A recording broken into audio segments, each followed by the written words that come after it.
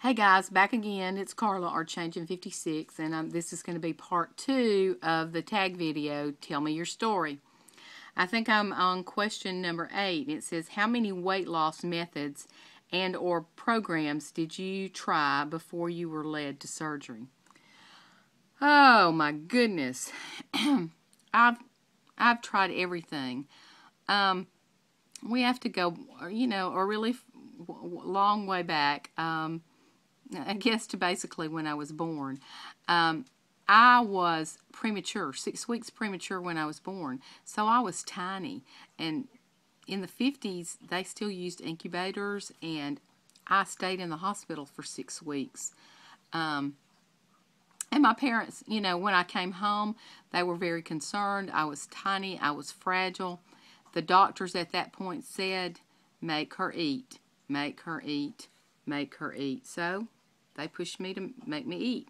And I was still pretty much underweight until I really started school at age of 6. I mean, I went to a kindergarten, but it was not a public kindergarten. So probably about the age of 6, I was born in Florida, and we moved to Alabama at that point. And I gradually started gaining weight. Well, when I got to be about 8, I was overweight at that time. I was not huge, but I was overweight, and my parents were concerned. My mother had been overweight all her life, so she didn't want me to go through what she'd gone through. So she took me to the doctor, and the doctor said, well, what you've done, what doctors tell you now is they tell you they'll eat when they're hungry. Let them eat what they'll, eat. Back then, they made you eat, and it worked. I ate. I guess I didn't, I don't ever remember binging. I've watched a lot of people's, their food addictions and things. I'm not going to really say that I have a food addiction. I am addicted to food, but I've never been on binges, okay? I've been on diets all my life. When I was in high school, I was constantly trying to lose weight. And, at that point, when I look back now, I probably was not that overweight, but in the 70s, Twiggy was really big, and people weighed 100 pounds. All the popular girls at my school weighed like 100 pounds, and I wanted to be a cheerleader and all the things that I could not do because I was overweight. But, looking back, I probably weighed about 140, during my high school years. And one thing that kind of told me that was, I taught school for 30 years, and at least 10 of those years I was a cheerleader coach / sponsor. And we always had, dress-up days for homecoming or whatever. And one of the dress-up days one year was 70s Day. Well, I still had a pair of bell-bottom jeans that I had embroidered, and one of my cheerleaders was looking for something to wear. And I said, well, I've got these, but I'm sure you're not going to be able to wear them. They're going to be too big. She put on those jeans, and this was one of my best cheerleaders that did gymnastics in the whole 9 yards. And I guess I knew how much she weighed, but I never really thought about it, comparing it to how much I weighed when I was her age. She put those jeans on, and they fit. Who knew? Anyway, let me move along. I went to college, people gained their freshman 15. I really didn't do that because I was still watching, what I ate. After I got out of college and started working, I gradually started gaining, some more weight, but not, not a tremendous amount. But I always went on diets. I've been on Weight Watchers numerous times. Probably the time that I lost the most weight and kept it off for the longest was right after my daddy died. I was 27 years old, and I was doing cheerleaders. And I was trying to encourage them to be healthy and do things. So I thought, well, I can't ask them to do something that I'm not going to do. And I started walking, and I just started eating healthy. It was not really a supervised plan of any kind. Part of it was I was in graduate school, driving back and forth to Tuscaloosa, Alabama twice a week, teaching full-time. My father had just passed away. I was trying to take care of my mom through all of that. So I was stressed a little, but I was also working on it. And I lost down to probably about 10 pounds more than I am right now. I probably weighed about 138, between 138 and 135. And I kept that off. I'm not sure for how long, but that was at that point the smallest I had ever been in my adult life. After that, I gained it back. You know, eventually, slowly, it just kind of crept back on. Again, I probably did Weight Watchers numerous times between then. The next time that I lost a lot of weight was when I actually became a diabetic, or found out that I was a diabetic. I had been having symptoms, but I really had been ignoring them. The biggest symptom was I had to pee all the time. I went to the bathroom all the time.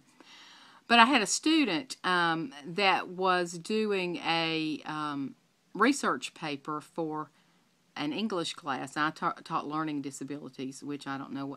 You don't want me to get into learning disabilities. But anyway, LD students have normal intelligence or above. They just had a deficit in reading or math or some other form of language. Anyway, I was helping this student.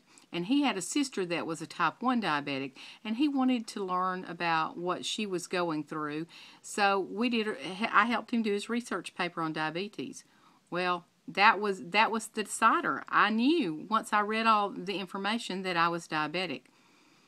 And I went to the doctor, and I mean, that afternoon he slapped me in ICU. My sugar was over 500. And the other thing at that point in time was I had lost at least 20 pounds in a very short period of time. And I had, you know, and I was not trying. And it was, you know, the sugar and the, you know, going to the bathroom all the time that was pulling everything out of me. So that was like 20 years ago. Again, you know, I went on Weight Watchers, and, you know, I went on a medically supervised, you know, I think Jennifer said that's the pills, the shakes, you know, all that kind of stuff. When I got married, I really had not been on a diet, but I probably weighed about 180 at that time. I'd been as much as a little over 200 at some times, but I always kind of came back down, and most of the time I stayed around 180. But I was really, truly beginning to have tons and tons of health problems. Besides the diabetes, the heart issues, and everything else were starting to appear. After my husband died, I lost weight again. But I was trying. I mean, part of it was I lost before I started trying, but the other part was I went to the beach for a while, maybe the spring after he died, and I watched an infomercial on the Atkins diet, and I ordered the information, and I lost a lot of weight at that point in time doing Atkins. But slowly, you know, I quit doing it, and I gained the weight, and I was, you know, by the time I started this, I was, you know, overweight again. So, yes, question number 8, how many I've been on every weight loss program there is imaginable, and I probably gave y'all way more information than you wanted.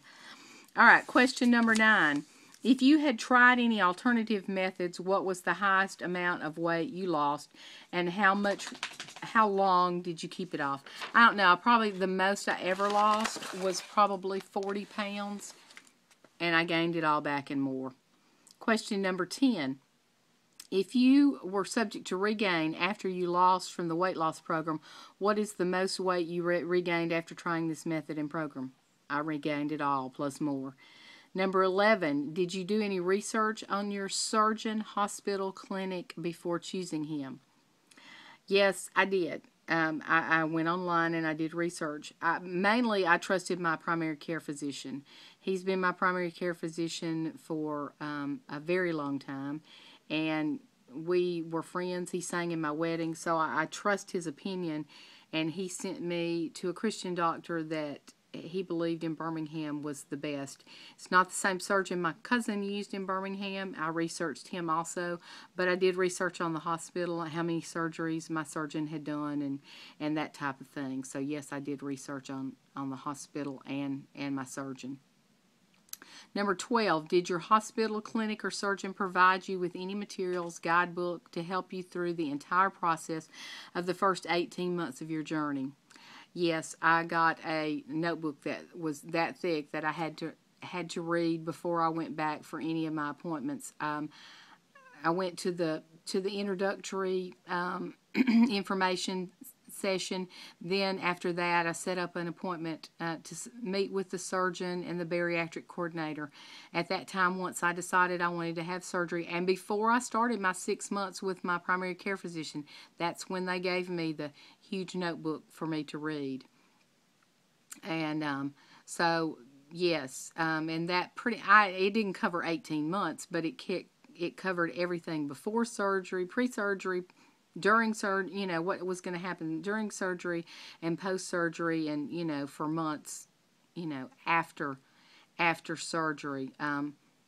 So yes, they did provide me with information. Does your clinic and or hospital provide support group meetings? And if not, other than online support channels, do you have any other methods of support in your personal life you use for means of additional support and or encouragement? I think, okay, I'm at 11, a little over 11 minutes. I'm going to stop here, and I will pick back up on question 13 on the next video. Hopefully I can do this in 3.